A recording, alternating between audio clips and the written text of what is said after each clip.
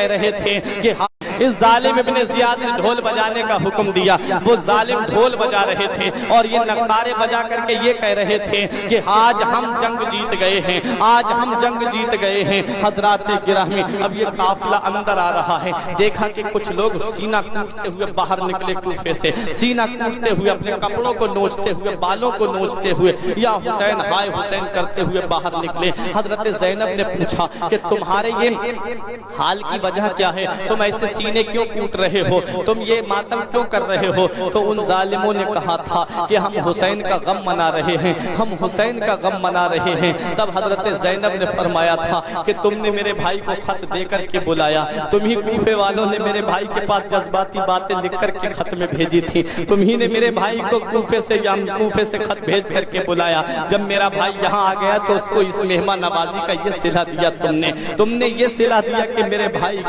بھائی کے بچے چھوٹے 6 ماہ کے اصغر کو بھی شہید کروا دیا. ظالمو, تم ہی نے یزید کی مدد کی, ظالمو تم ہی نے یزید کا ساتھ دیا, اور آج تم ہی حسین کی محبت کا دم بھرتے ہو.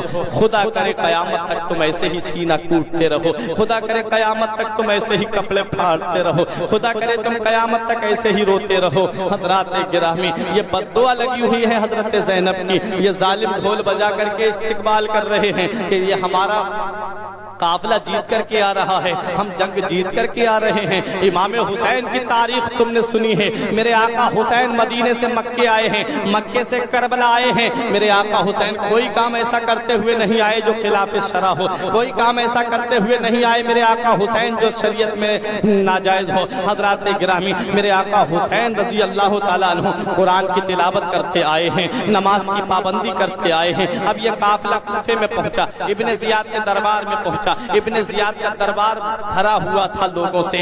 ابن زیاد چھڑی سے امام حسین کے لبوں پہ یہ کہہ رہا تھا, حسین اگر یزید کی بیعت کر لیتے تو آج یہ دن دیکھنے کو نہیں ملتا. امام حسین کے لبہائے مبارک پر وہ جب ظالم چھڑی مار رہا تھا, وہاں ایک صحابی موجود تھے جن کا نام تھا زید ابن ارقم.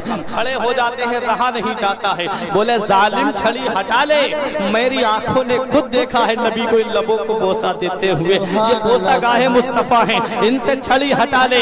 اس ابن زیاد نے کہا کہ تم نے جو میری دربار میں میری بے عزتی کی ہے, اس کا صلہ میں یہ بھی دے سکتا ہوں کہ تمہیں قتل کرا سکتا ہوں. انہوں نے کہا اچھا, میرے بڑھاپے کا تجھے اتنا خیال ہے, میری بزرگی کا تجھے اتنا خیال ہے, لیکن نبی کے نواسے کا تجھے خیال نہیں آیا. یہ اس نبی کا نواسا ہے جس نبی کی مرضی کو اللہ پاک چاہتا ہے. خدا کی رضا چاہتے ہیں دو عالم, خدا چاہتا ہے رضائے محمد. تو نے میرا بڑھاپے کا تو لحاظ کیا لیکن نبی کے نواسے ہونے کا لحاظ نہیں کیا. یہ کہہ کے دربار سے باہر آ جاتے ہیں. مختصر سناتا ہوا چل رہا ہوں.